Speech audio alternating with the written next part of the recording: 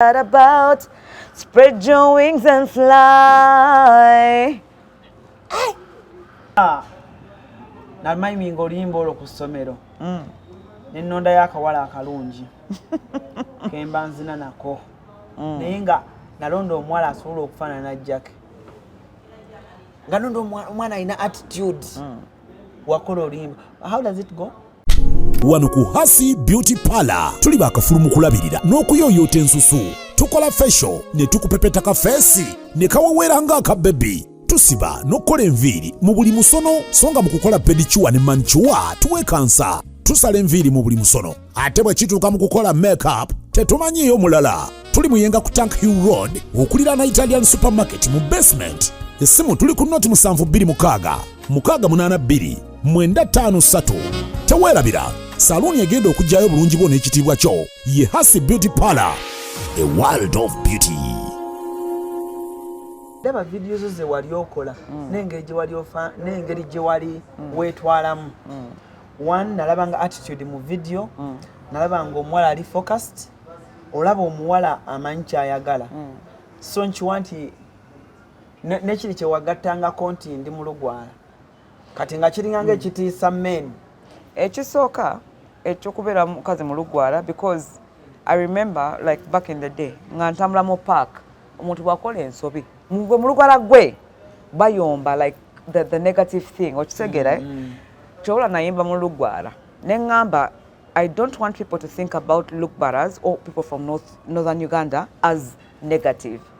Ne ngamba eddoboozi nnina Mukama yampa ki eddoboozi Mukama nampa omukisa okubeera mu blue 3 kati kanyimbeko muki mu lugwala. So that was on the side. Kati ekyokubeera mu lugwala, one, I am fierce. Ku stage ndi fierce naye waka ngonda mfumba. But on stage njagala kulaga abantu one thing nti much as I'm from northern Uganda, sinti everything bad comes from there. On stage I will be the lukbara that you think omukambe gwe mulowooza. And I'm happy nti kitisa abasajja kubanga tosobola kunkwana nze fwa. Hey, Tosobolera kodda ne bwe mbanga sina yadde 10 mu pocket. You can't come and show me money. Show me money, fine. Next, kankutuni gwenga gwempisa zo. That is me. Kuvadda. Bwa nali nyiga nnyo nga at that time nga ntali muto nga ntambula mu park. Olaba conductor. Mulugala gwe. Omuntu akola something that, like it didn't make me happy at all. So n'okulanga ogamba n'abasajja nno. Bano ngenda balaga nti omulugwala asobola okukola ki okuvaayo ng'omuntu. Si nnyo naye ng'omuntu. So bw'otandika career yo, solo career yo, otandika n'oluyimba ki? Nakuba Agasi. Era mu lulimi lwo? Bagoba nze Kampala. Olimba. Nti kati music ekulemye, ovudde mu Blue 3, oli mufu, bayogera bingi. Bakuvuma ba TV presenter, ba radio presenter. Nkutidde. Nawe bakuvuma nga ate wali star. Bali bamanyi Jackie of Blue 3. Naye nga tebamanyi Jackie Chandiru. Did you at one time think wali wakulwanisa? At that time, nedda. If it was this time, mulembe guno, for these young artists, I would say yes. But at that time, nga bafuna loke ya Blue 3. So it was hard. So uli aba presenter bagamba byayimba tetubitegeera. Nenda nga tebakuba. Kati wanojjukira mba ntambula mu Wilson au ntwala music. Gwa mwetambuliza olwo. Nze ku boda. Nga togamba nti bana esitaba namulata ku boda. Nedda nga sifaayo. Wali ebintu ebimu, you get to a point where you don't care about what people are going to say about you. You do things because of your passion. That is it. Oba ngenze ku boda. Omuntu wagamba ngenze ku boda mugamba moto banagirese wali nga waliyo jam neninya ki boda. What's wrong? What's wrong with the border? At that time, nga so akwogera. Nze nagendako ku show. production ya show nengoye God knows everything nenjikola ku like on date ku banja. It was Club Silk. Era yagalawo ne banja lyo. Nedda nze nakola kye nakola. They said katukuwechi platform. I can show you a picture of that. Njimanyi. Even the dancers I had, nga sina sente kola chi, ze banfuwa ku stage. Abantu balowooza because Jackie yavam brought the sente wezi. Na yingira wa bwalinga tosa na kontege. How? Makeup, everything on point. Everything. The dancers, nga sina sente kola chi, ze banfuwa. Ze nasasula chi, ba dancer. Najira ku border. Nabasasula. Kati okufuluma, the bouncer nangamba, hey, where is your car? No, I parked there, behind there. Where about you? On the corner, but ngangera kukola chi kulinya border. Ate border ye muntu wa manager wanga at that time, owa Julie. Nga manyi aja kukola chi kutubanja. Then nafuna ze banfuwa, zisasasula badansa. Stegeza border ya kutwalira banja. No, yes. Yes. Shegeza Jackie, bwava mu Blue 3 waddamu kwavula buto. Si kwavu, like I yeah. Ngamba okuddamu career yo gisitula. Natandika just from nothing for Jackie Chandiru, not Jackie of Blue 3. Radio kikosoka owulira oluyimba lwo nga gwe Jackie wekka. Yali era engulu. Northern Uganda? Yes. Abantu bamwe nga bali real nnyo. Naimba mulimi, I sang in their language. Era bagamba chintu chimu, even up till now, they will tell you one thing. The person who opened for us, okuyimba, okutuka eyo, for them they say, they call Central, for us to go there, was Jackie Chandiru. Ate no general, ate no feeling proud of where you come from. It took 2 years for that song okuva engulu, okutuka wano.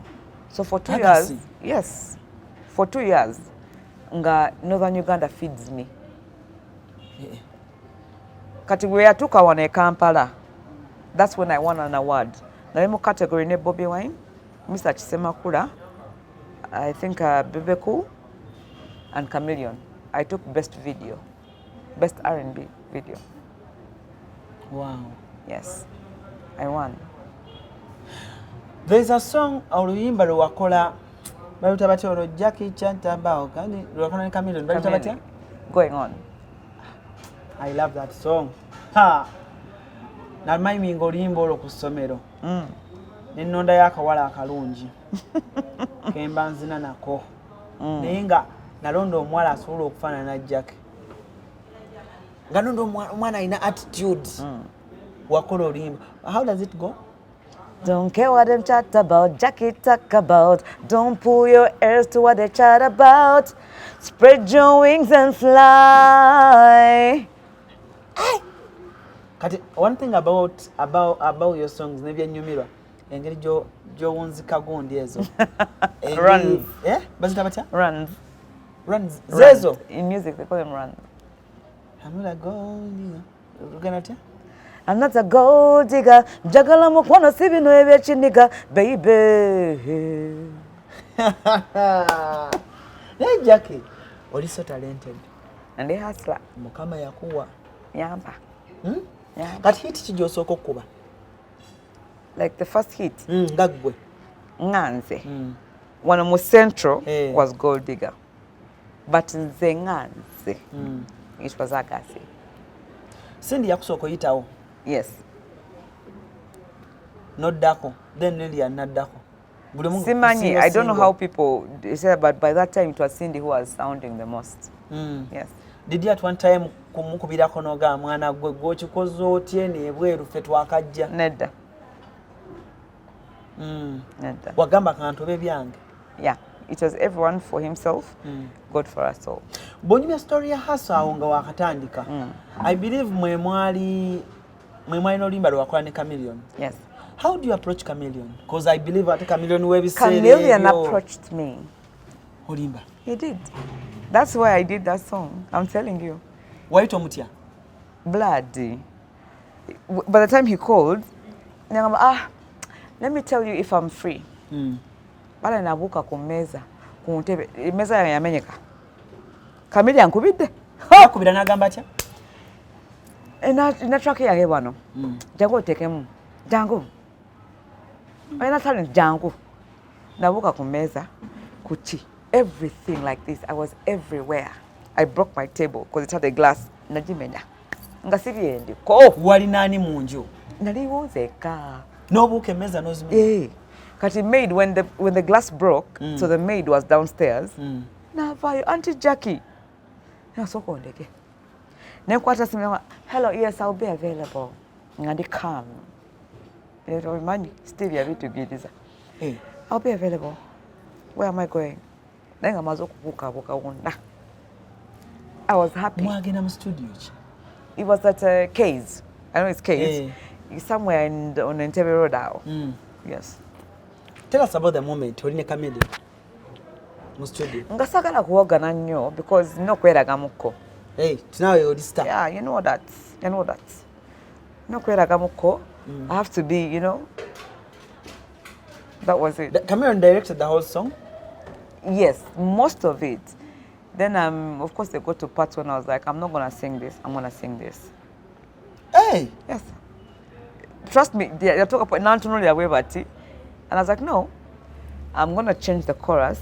This part is fine. I'm going to choose one. Yes, he had written like a different, for example, the chorus. Yawandika something different. Then, Ngamba, I'm going to the first sentence. I'm going to choose one, newano. Then Jakumaliza with this sentence. But Koye. No, he was, I think at that time he was shocked because it's like, how can you tell me what to do? Yes. Not what to, like, I think, because I was like, yeah, we shall do that. I was like, we gotta do that. So pushed for the video? He is like, no, this one, when we're done with the production, Agamba to call a video. Because I wasn't sure, because you know, Kamili, he's ngaina hits nga nyenje, so nga sichiwanti asolo kiriza kolachi video. So it's like to a video. When we're done like with everything, we do the video. Nemugamba, are you sure? Oh yeah, to a video. This is a good song. Na kastoyo gera. I want Nzukira and it's fine. You can't cook and kola mu video kano. Wawa naye wawa nenga buli luyimba. Wekali. Jackie bwatakola bwati. Katumulemu katono tukomaawo. Abakuzaala Quality Farm Madugomba bayita abalunzi bonna mu ggwanga okujja musomo gw'ebyobulunzi ogutuumiddwa ekyama mu bulunzi Section Farming okuva nga 5 okutuusa nga 6 January ku faamu yaabwe Madugomba omusomo gwa nnaku 2 era tugenda kutendeka abalunzi mu nnunda ey'omulembe endiisa n'endabirira ebyuma eby'omulembe bikozesebwa mu kulunda oyige bw'ofuna mu kulunda ate era n'okukuuma ebitabo banking and record keeping. Nammwe abaagala okutandika ebyobulunzi nga temulina ssente wakuzeewola mujja ku olwo tujja kuba ne campfire ekiro era nga abayimbi ab'amaanyi ennyo mu ggwanga bakutusanyusa ekiro kyonna paka obudde kejenge osasula shilingi 20,000 okulya okunywa n'okusula sasula ku momope kamunyenye mu 65 kamunyenye 3 kadaala merchant code 571 671 oba kuba essimu noti 779 291 758 ovuga n'otuuka e Maddu Town Council Gomba District nodda ku Maddu Kiganda Road kilomita 4 zokka ng'otuuse ku Kuzaala Quality Farm. So tukyeyongerayo ne Jackie Chandiru. Queen of the Nile. Aya.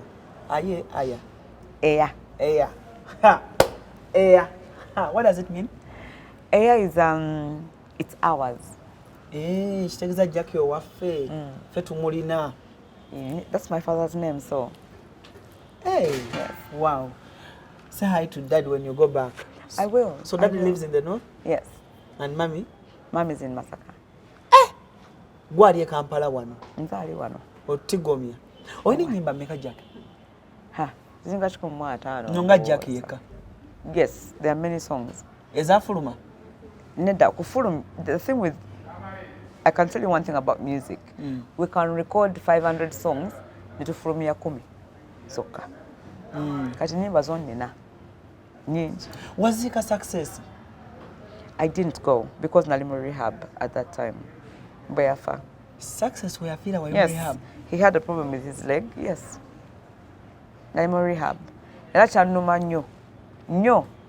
Nti Kubanga saakola kunyimba ki? ze zisinga zonna. Success made me. Just in there, I had the voice. Success wrote the words for me. Success wrote Kakana. Tomaliriza gobireka. Yes. He wrote Kakana. Success wrote Gold Digger. Kati Success made me. Because there are people who don't know me for Agassi or Goyagala or whatever song. They know me for Gold Digger. Even in Kenya, where? Success made me. Kati champisa bubi. Nti nali muki? Mu rehab.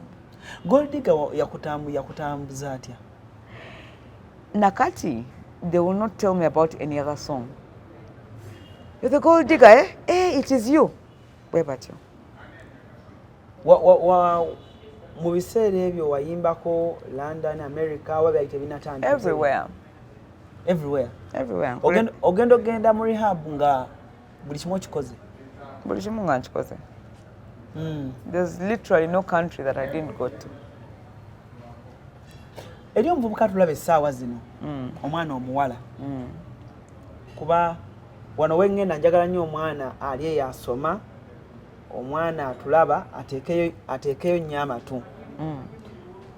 Muzimu ki ogulinnya abayimbi oba ogulinnya basita oba muzannyi wa fiimu oba muyimbi oba mutontome oba mukubi wa kivuga naye so long as bamutegedde n'afuuka celebrity ogumutwala ku biragalalagala? What causes that? Like nosanga omuntu ali so talented naye Si muzimu. Sweetheart, si muzimu. Nze nganze teri muntu yakwata my hand jangu ugende wekube ki? Empiso. Kwesa pesa nedda. It came from somewhere. Bwobanga ekintu kyolina okumanya eno industry si nyangu. Era n'abantu bendi mu kukwata, there's a girl, I'll tell you the name. Then the boy is called the male, Hard Rock Live. Nsiba mbagamba one thing. Time ejja kutuuka when you will be there.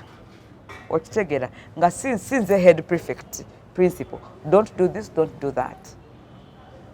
But this industry erina pressures nyingi nnyo. Abagikozesa because of pressure. There's so much pressure. Otuuka point, for example, nga like this one has released this one has released this, ono asasula ono okuta ku banyimba zo, okitegera nekikusukkako n'ogamba kaneerabireko kuki ku bino ebizibu. Ekyo nakyo tekiri. Onakola ti waliwo n'abasasula wano bakuvuma time neetuuka ne bakuvuma ne ku kintu ekiri personal ne kikutuukako eri munda ku mutima n'ogamba kankyerabire kankozese kino. So ekyo nakyo weekiri. That's number one. Number two, kati nganze mine was something different. Nobody caught me nangamba Jackie kozesa ki drug. No, nobody. Naine ebizibu byange ate nali ku painkiller. Si njaga, si crack or what, painkiller. So biri awo. But I believe right now the major thing is wabeerayo pressures nyingi nnyo. Naddala nga ng'oli mu kutandika. Nsiba ngamba abayimbi bange, this thing is not easy. Ekya music. Industry eno nzibu nnyo. Nzibu nnyo. Kyova olaba, I can release something. I met somebody like yesterday, I think this was the day before yesterday, ngangamba, where is your new music? Nemugamba, have you bothered to check for me? The thing is, I'm not going to do the things bibakola kati to push my music. If you love Jackie Chandiru, you will go and search. Ennaku zino bakola ki byowulira? Bingi. I have taken my music somewhere, for example, before. Natuukayo, then omuntu nanzibirako n'agamba, oli yakulaba wano ng'olese music n'agamba temukuwa music wa Jackie. Ne mubuuza Ono mwana muto nze njagaza ki? I don't even sing, simba byayimba nze. Okitegeera? Ng'omuyimbi yagamba? Yes. Nedda wali yanzibirako nti waliwo eyagambye. Kati bw'oba ng'otadde for example mitwalo 5 oli nga nateekayo 800, what do you expect the others to do? Kyova olaba natuuka point nze nga nze I will do my work nteekeyo. If you appreciate me, you will look for me. Bingi bye bakola kati. Ekitegeeza Jackie, ebintu bino byetula mu industry, abayimbi abamu ne bagetinga depressed, abamu ne balowooza baagwa eddalu, abamu ne balowooza mbu baayitako. Naffe bannamawulire tuparticipatinga a lot. Kati nze kyanzijja mu Uganda, nze okuwona nze nga nze. I had to leave Uganda. Nga Banvuma nnyo. Well, there's times I would come out of rehab nga nsanga RIP Jackie Chandiru. No, you go and check. Rest in peace. You have a very big part that you play, of which oyinza okuba nga olina omuyimbi nga muntu wo nakuwa ssente and then you bash another person. Nempewo empiseemu. I'm telling you, that's the truth. You bash another person. Naye what you don't understand is kye bayitamu gw'ofunye ezizo gw'ogenze. What about this person? What about ono gwe muvumye? N'owulira ku radio, oyo agudde, yagwa. What do you think we go through? I've looked for money ogenda mu studio to record. Ngezeza akatono kensobola to push my music. So what do you expect? Kyemuyita muno kinene. Kyo kinene. There are some artists, for example, if it's females, bayinza okugaba amagulu here and there. N'otuuka wali afunyeko ka chance kubeera ku stage, then the comments Banvuma. What do you think? Ne Jackie, nze mbadde manyi kati ngaawe wali ng'oli star already nga gy'oli oli w'amaanyi ennyimba zivuga bye boogera biba tebikuluma. Binnuma nakati bikyannuma. Bikyannuma. Olina gwe wali owuliddeko without mentioning names. Nga kuba ekigambo ku radio n'oga. Yes. I have a media house which I refused to go to because I gave the media house asked me before for a comment. I gave my opinion. Kati then they aired the program. Omuntu n'angamba enjaga ekyali ku mutwe gwe addeyo mu rehab. What do you think? Bennyini bakubira. Ne bakusaba before, interview. yes. Nempa opinion yange. Opinion ku kye bakusabye. Ye kye bansabye. Then this person n'agamba enjaga ekyali ku mutwe. Ekyasooka okunyiiza, it wasn't weed enjaga. No. Why does everyone think oba ng'oli addict it is njaga? Nedda. Ekyokubiri nti nze I go back to rehab because my opinion is different from that opinion. Yakyogeranga akujerega. Just ngakola mawulire. Ayagala program y'ennyume. Wakyerabirako baakugamba. I saw it. Actually, I didn't see it in the start. I was going through TikTok. So amongst in the summer comments, by the way, people don't realize that. I always read the first 25 to 50 comments. Nenkomao. On like it was the 4th or 5th comment. Omuntu n'agamba, why do you have to bring Jackie's past into this? That is when I went and Googled. I want to see the whole thing. When I chiwulira, ngamba, oh, ate mu Abantu.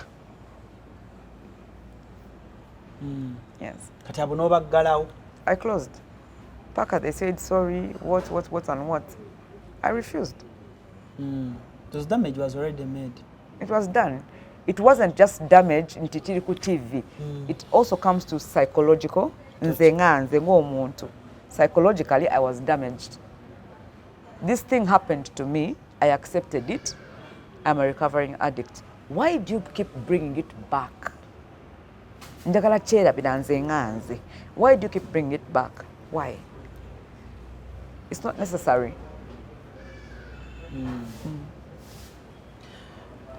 What's that one moment kintu kyosinga okwejjusa in your music career? Pethadine, my addiction. Nothing else. Pethadine. Nokimanyi ekyo kyonna kyonna okutuuka wali okyaliko? Lazin. Ng'ennyimba zo okyakuba? Yes. Ate nali almost ku peak yange. Ku peak? Yes. Olina abaana? No. Hey. Okujjako gwe sirina. Anti Jackie wasigaza nze nzekka. Gwe first born. Wow. Naye ojja kufuna? Inshallah. Ojja kufuna. Tulina Jackie Chandiru tunyumyamu mpola mpola wano na wali muyimbi no mulungi no ddala lwakuba abayimbi b'ennaku zino obatuukirira for collaborations oba toli muntu atayagala kubagaringa bantu? Sagala kutawanya nnyo bantu. But if I'm going to collaborate with somebody, I think about many things. I don't think about the popularity. I think about how they can put something, fix something kunze that I don't have. That is me. That's how I choose the people I work with. How do you survive? How do I survive as in? Like right now, career, tuli mu jijampinga. Surviving life. Surviving, yes. Then I believe obera mu kuyimba. I believe anyway. Mbera bweti, how do you survive? Ndi hustler. Ndi mukazi mu lugwala. Ate nva ky'abakuza as well. Ndi hustler. Ofuna ku shows? I do. I do private shows. Sitera kola bivulu here and there. I don't like that. Are you a social media person? Not much. Not really. So who runs your socials? Me, personally. Go weterayo buli kimu. Yes, because mbera never, I call them patients, because the people who approach me with they have addictions and what, so I have to handle them myself. When the last time I gave somebody to handle my pages, teyayogera bulungi with actually the person died. Yafa. Yali anoonya okumuyamba to come out of addiction. Kati ono teyamuyisa bulungi. Yafa. So oli naafa. Yes. Yali asaba omuyamba. Yes. Ngaya kwogera nange. So I handle my stuff myself. So sometimes ngena nendwawo. That's why I don't. It's not like always because it's me who does it myself. Yes. Okay. So ebintu byo obyekolera mu mpolapula. How do the international promoters get you? Nina ba promoter bange ye London, ba Jeff ban, because oyina music ensi yonna gwemanyi. So how do they approach you? How can they get you? Kati if they call you Alan, they call it's me. That is it. Bogambye. Bwengambye. Bankubire. Yes. If they call you, it is me. If they call Larry Casual, for example, it is me. Oboli wan wokubira Lilian, it is me. Cindy, it is me. Naye Jackie oyinza okuba oli muntu ayimba mood. How? Nga like depends on your mood. Nedda. Oli ayinza okukubira essimu naye nga eyo mood si gy'olimu. How do they say it in Uganda? Are you mood? Yes, of course mbeera ne mood zange. Nti onkubidde leero saagala kuyimba. Nedda. Ekyokuyimba, that is money. Ndi mukyala mukozi, I'm a person that works.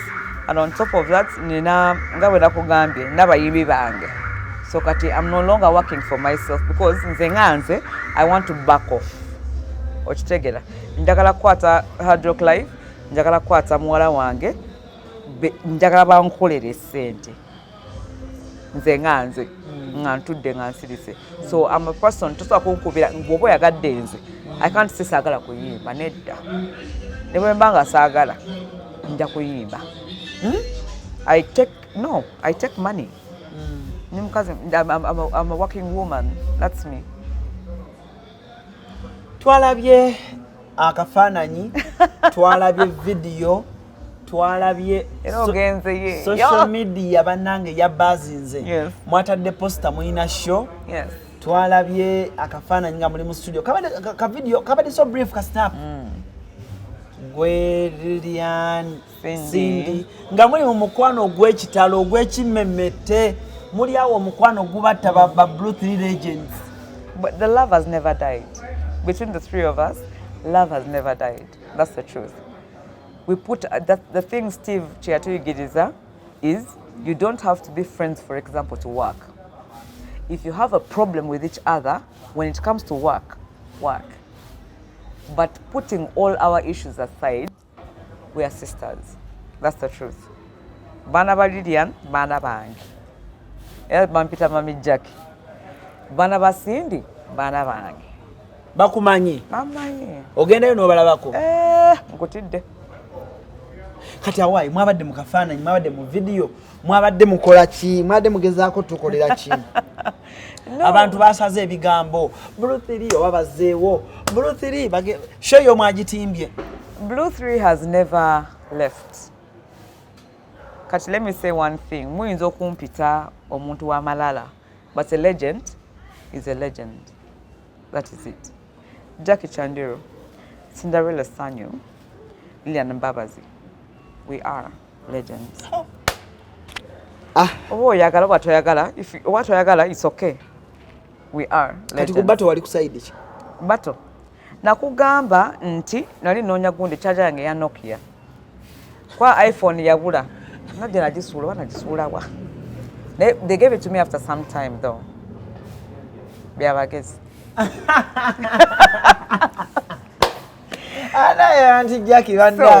That is it. Kubanga nasemba kucharginga gundi simu yange inaka Nokia yako. Nakacharginga before COVID. Katika kabade ko 2 bars.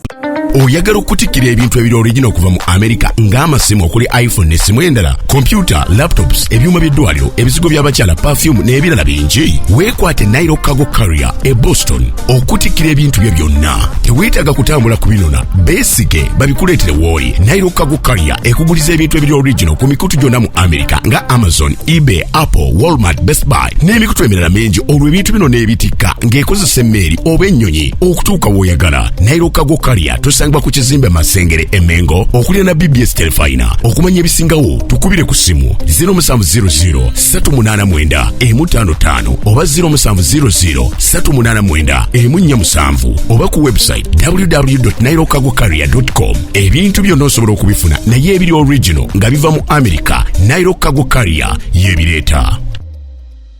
So it was a long ngachara yabula. So where gaira ka Nokia yako? I was looking for a charger just ngandiko 1 bar.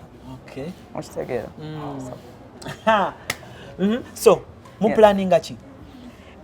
We have there's something we are doing on 14th called Sky's Hotel. Sky's Hotel? Yes. Hi, already carpet, green carpet, blue carpet, black carpet, one. Those are purple. Over. But it's just an exclusive. This one is just for Abantu kutegeera nti waliwo etc. Etc. So, mwagala tugenda mu kikadde kya Blue 3 tugenda mu kiki? No, tubamu just kasample ku 14th. Kwegamba ababadde babipima bategeere nti mukyaliyo. Nedda, we've never left. That's the thing. Just twagenda mu vacation. Twali just nga tumuddemu ko nga omwali Bahamas. I was at Ibiza. Lilian ngali America, you know. Just kubagamba hello. When is that? 14th. Sky Hotel? Yes. One in Agulu? Yes. Wemugendo beera? Of course. Mwatandise the rehearsal? Yes, actually before I came here, I was for rehearsals. Kitegeeza abasama bagenda nyumirwa. Simanyi. Naye kyensobola bagamba $10,000. Bane legend nga talabibweko. $10,000. Meza 4 people, 1 million. Amaloboozi gakyali geego. Blue 3, Kamyewo. Kansirike. Amaloboozi gakyali geego. What do you think? Gwolowooza ki gwe nga gwe? Kubiramu kali akayimba. Kaliwa. Ako. Nkubira chorus, nkubire ne party yo. Nze mmanyi nti obulamu bwange buyimiridde ku ggwe. Obulamu bingi abalala bye batalaba. Buli kimu kiba tekingasa bw'oba nga tolina nkeye. Agala bw'okabanga nkaba naawe nga nsanyuka naawe. Mukwano njagala bw'okabanga nkaba naawe. Kati gwe wayimba otya? Nze pati yange ku musana gwako mungi enkuba kibuyaga eno kuno wavu teri kiri nzijaku sanyu lyange wowe just sample ate ng'obwedda tukola so kati lwaso muli mukola basatu? it depends because we have different schedules. So there's times when we are 3, there's times when we are just 2, there's times when it's one person. Wait, kola. You have to make things happen. Tuli bakazi bakozi. Yes. Right mukiddizaawo ddala. Nekitunyumirira ddala. Nedda. The one thing that I want to say is Blue 3 is there. Mukusooka wali baatugamba simanyi erinnya likyaliko enkayana onalyagala nonalyagala simanyi poko. That's what it's called. You listen to so many things. You don't ask the people who are inside. Blue 3 is there. Blue 3 was started. Blue 3 is here to stay. Blue 3 is Lillian, Jackie, Cindy. Olwo Maya n'abeera ki? No, Maya is part of Blue 3, definitely. But if we're talking about the original Blue 3, it's here to stay. Maya najja. Maya, come for the show. Chensobola okugamba. Come for the show. Come for the show. You ready? For the show? Come on. If you tell me the show is tomorrow, Wendy. Ndikuba. What right performance ya Jackie twabalinda performance ya Cindy ku battle flower oba move mabe golimba lwatandika ne tulowooza bugenda vayo malobozi nedda techandibadde fair. Me, I believe on my side techandibadde fair. Why? No, because we would have closed the show. Tuba tukigala. Ogambye otya mami? Bansonyiwe taata. Wow. ALLANCRUZ is my name. You have a YouTube channel where someone can find the music? Jackie Chandiru Official. Yes. Jackie Chandiru Official, yes. Official. Then Instagram? Jackie Chandiru Official. Byonna bina gwa byekwasaganyiza? Yes. Instagram, TikTok, Facebook. Right now, it's me who is handling it because I want to connect better. Do you need a manager? I have a manager. But Ngali financially stable? Financially stable? Aina sente. Yes. Jeff Achini. Jeff? Yes. Nyumba 256. Oh, Ali Rwanda. Yes. Oh. How did you? Mumanyi yo mukwano gwange. Yatwakolako ko charity ne Spice Diana. Yes, that's him. Twakolako charity ne Spice Diana. He's a very good very good friend of mine. Yes. Mukwano gwange. Actually, when you're coming from Kenya, ngo ogendo wona yankubira. Nangamba yo Jackie ateredde akomawo. By the Kenya yakuyise etya? Yampisa bulungi. Try to manage shiftings. No, I had actually. Everywhere I went in Kenya, nobody told me about my past. They were like, "You're here. I'm so happy to see you." Where about you? But in Uganda, like, "Bana wawona." Barisagala nze. Abanyuganda buli akusanga. Bakusasira. Bana wawona. There are some people who find me like if I'm driving. Oh, sobola na kuvuga motoka. Nze sagala. Toyaga bintu byakusasira sasira. No, sagala. Ekyo kyayitawo kyavaawo. Tugende mu maaso. Wow. I'm happy nti nange ndi wano naawe. Otherwise let's wind up the show. Ebigambo ebisembe eriba fani bo bagambe this year okuloza na luyimba ki next year tutandikirawa tutambulirawo. Watandikirawa. This is Jackie Chandiru. Echisoka, I would love to thank you so very much for sticking by me with everything that I went through. Thank you so very much. I'm putting myself back, mpola, and sita chengenda okufulumya this year. But ndimo kukola and bijja kujja mpola. From next year, it will be Jackie Chandiru. As Blue Street, we shall release something, and you'll hear that. And also, now I want to bendi mukuleta mpola. But then Basava, give them chance, listen to them. Hard Rock Live, and then I don't want to mention the girl's name though, because it's okay. Yes. So thank you so very much, and Alan, thank you so much for having me for your show. Yeah. Thank you so much, and yes, tutambule maso. God is good all the time. All the time, God is good.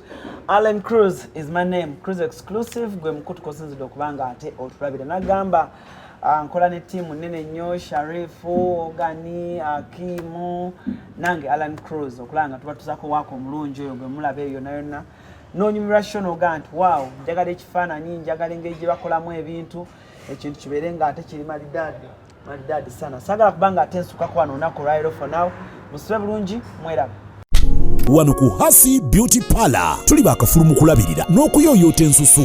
Tukola facial ne tukupepeta ka face ne kawawera nga aka baby. Tusiba n'okola enviiri mu buli musono, songa mu kukola pedicure ne manicure tuwe kansa. Tusala enviiri mu buli musono. Ate bwe kituuka mu kukola makeup tetumanyiyo mulala. Tuli muyenga ku Tank Hill Road okulira na Italian supermarket mu basement. Essimu tuli ku noti 726 682 953. Teweerabira saluni egenda okujjayo bulungi bwo n'ekitiibwa kyo ye Hasi Beauty Parlor, a world of beauty.